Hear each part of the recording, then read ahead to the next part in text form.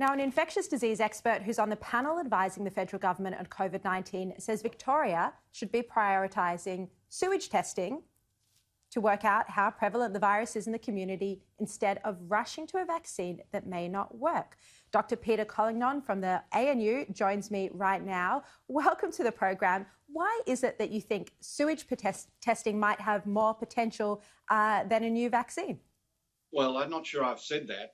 What I've said is there's a lot of things we need to do, one of which I don't think we've done enough of in Australia is sewage testing, because if you've got a lot of COVID in the community, one of the ways of picking that up is via sewage testing. In Holland, in France, in the US, they've shown that, in fact, you get quite marked increases in the virus in sewage a week or two before you start seeing increases in people. So it's got a lot of potential. We still don't know how well it might work in Australia. We're doing it in Canberra, for instance, and haven't found any in our sewage. But then again, we haven't had any community transmission. The most we've had at any one time more recently is 5 cases. That's in 500,000 people. So if there's only 1 in 100,000 people with it, then it's probably not going to pick it up. But it is a good way of knowing what are hotspots and what aren't hotspots. Because if you start finding increasing amounts of COVID in sewage from defined population, that means you've got transmission there, and you need to take more precautions, decrease the interaction with people, decrease movement until you get it under control. And it complements the testing of people when you find it in people, but you can't test everybody. And by looking at sewage, it does samples everybody in that community, essentially. Look, I do want to move to what your concerns are about rushing out or rolling out a vaccine that has been created quite early. Why are you worried about this? Well, I'm worried about any vaccine needs to go through a proper process. Yes, we've got a couple of vaccines that are into phase 3 studies. It's the Oxford vaccine, which is basically an engineered chimpanzee adenovirus with some things added to it. And in America, they got this new vaccine based on what they call messenger RNA. But they're both new vaccines. And essentially, they look good in the laboratory so far. People are making antibodies to it, white cells that are killing the virus. But you've got to remember that we're going to roll this out to tens of millions of people, billions of people.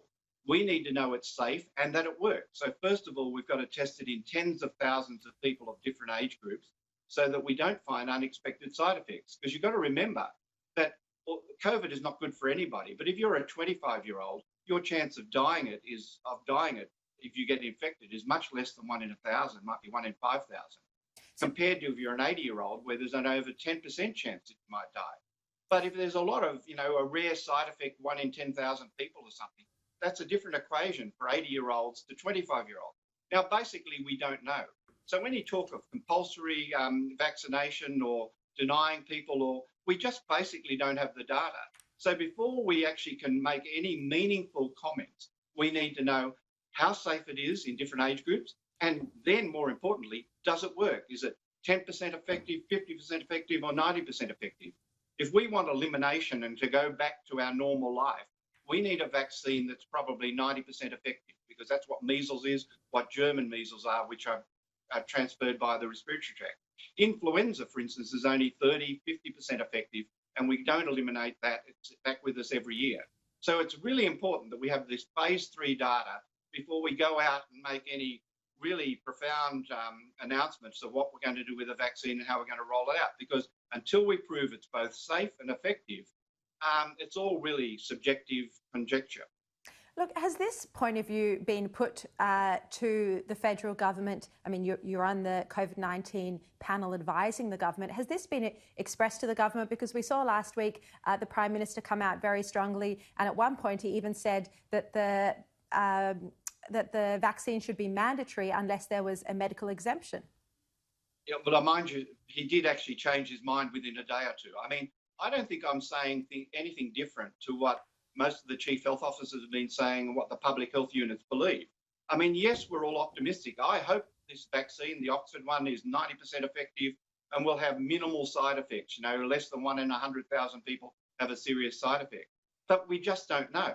So we just have to wait for that data. Yes, we can be optimistic, but for putting out a message that, hey, we're going to have this vaccine early next year and it's going to be 90% effective and everything will be back to life as normal by the end of next year, I think is really unrealistic. I hope I'm wrong. I hope that, we can do all this, but more realistic is a vaccine that won't be quite as effective.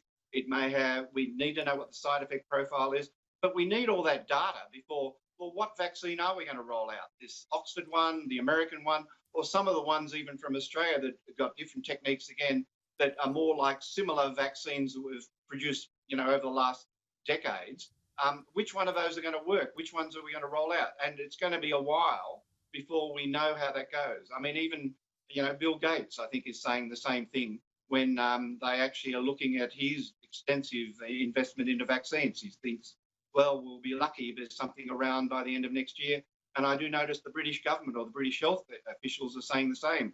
We've got to be a bit wary, just wait and see how it goes before we get too optimistic.